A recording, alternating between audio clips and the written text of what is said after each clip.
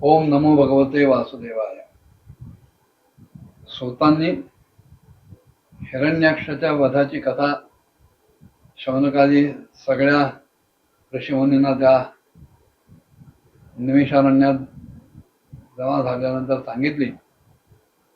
आणि त्याच्यानंतर शौनक सगळ्या ऋषींचं प्रतिनिधित्व करीत सूतांना म्हणायला लागले की सूतजी, आपण आम्हाला मागे सांगितलं की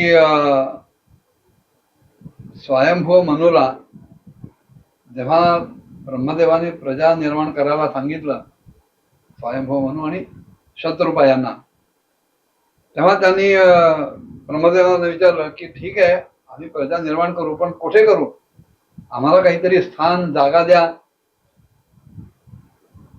त्यावेळेला पृथ्वीरूप आधार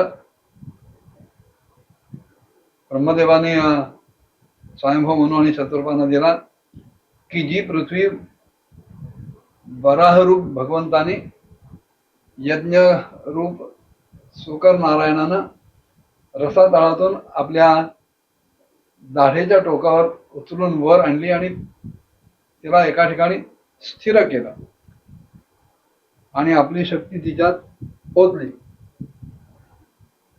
तेव्हा ही पृथ्वी मिळाल्यानंतर, हे स्थान मिळाल्यानंतर स्वयंभू म्हणून पुढे होणाऱ्या संततीला उत्पन्न करण्यासाठी काय काय उपाय वापरले, कुठल्या कुठल्या मार्गांचा अवलंब केला, हे आम्हाला सांगावं. विदुर अतिशय मोठे थोर असे भगवत भक्त आहेत. भगवान श्रीकृष्णांचे अनन्य सुहृद असे आहेत आणि म्हणूनच त्यांनी आपला मोठा भाऊ धृतराष्ट्र, त्याचे दुर्योधनाधिक सर्व पुत्र यांनी जेव्हा भगवान श्रीकृष्णांचा अनादर केला, तेव्हा त्या सगळ्यांचा अपराधी समजून त्याग केला होता. विदुर हे साक्षात महर्षी कृष्णद्वैपायनांचे पुत्रच होते आणि एकूण महत्तेमध्ये, महिम्यामध्ये सुद्धा महर्षी व्यासांच्या पेक्षा कुठल्याही प्रकारे विदुर कमी नव्हते. त्याचप्रमाणे ते भगवान श्रीकृष्णांचे आश्रित आणि कृष्ण भक्तांचं सुद्धा अनुसरण करणारे होते. तीर्थसेवनामुळं या विदुरांचं अंतःकरण आणखीनच शुद्ध झालेलं होतं.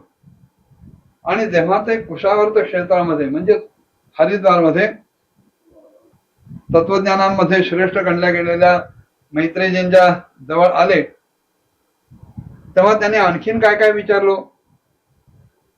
सूतजी, विदुर भगवत भक्त आणि मैत्रेयी हे सुद्धा परम भागवतच.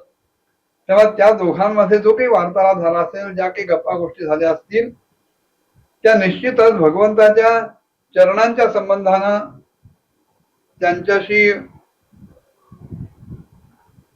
प्रेम संबंध जोडणाऱ्या भक्तीबद्दलच कथा झालेल्या असतील आणि त्या कथा निश्चितच भगवंताच्याच पायापासून निर्माण झालेल्या गंगाजलासारख्याच पवित्र असतील आणि सगळ्या पापांचं निरसन करणारे असतील.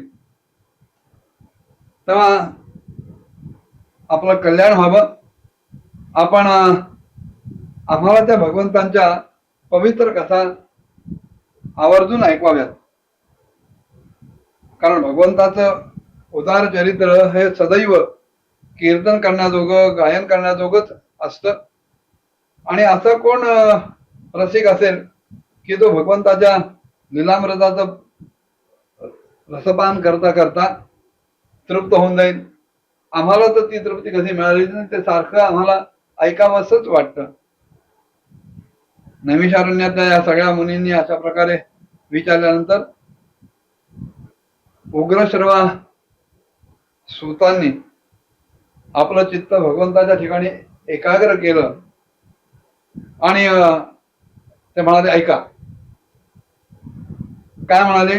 सूत म्हणाले की मुनी हो, आपल्या मायेनं वराह रूप धारण करणाऱ्या भगवान श्रीहरीने रसातळातून पृथ्वीला वर काढलं आणि अत्यंत खेळत खेळत सहजपणे आणि त्या हिरण्याक्षाचा तिरस्कार करत करत त्याला मारून पृथ्वीला योग्य ठिकाणी स्थापित केलं. ही जी त्यांची लीला होती ती लीला ऐकल्यानंतर, तो पराक्रम ऐकल्यानंतर विदुरांना अतिशय आनंद झाला आणि मुनिवर अशा मैत्रिणींकडे त्यांनी पुन्हा मागणी केली. पुन्हा ते म्हणाले की ब्राह्मण, आपण परोक्ष विषयांना सुद्धा जाणता. मराठीमध्ये आपण अपरोक्ष म्हणजे आपल्या आड असा अर्थ घेतो. वास्तविक अपरोक्ष म्हणजे प्रत्यक्ष आणि परोक्ष म्हणजे अप्रत्यक्ष. तेव्हा विदुर मैत्रिणींना सांगतायत की ज्या मागे होऊन गेलेल्या घटना आहेत, जे घडलेले विषय आहेत, त्यांच्याबद्दल सुद्धा आपल्याला सगळं काही माहिती आहे. वर्तमानाचं तर ज्ञान आहेच, पण भूतकाळाचं सुद्धा पूर्णपणे आणि यथार्थ ज्ञान आपल्याला आहे.